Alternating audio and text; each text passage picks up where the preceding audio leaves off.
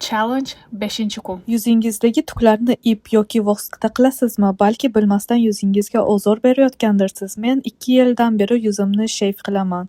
Bu usul hammaga ham mos emas, rostini aytaman. Kimgadir juda chiroyli chiqadi, kimgadir esa gormonlar ta'sirida tuklar qalinlashadi. Men avval yuzimni 2 bosqichda tozalayman, yog' va penka bilan. Keyin tuklarni yumshatish uchun yuzimni tayyorlayman. Gidrofilka ishlatmayman. 100% organik bo'lgan Mojidan jojoba oil ishlataman. Hidsiz, spirtsiz, juda yumshoq. Keyin esa har doim yangi face razor olaman.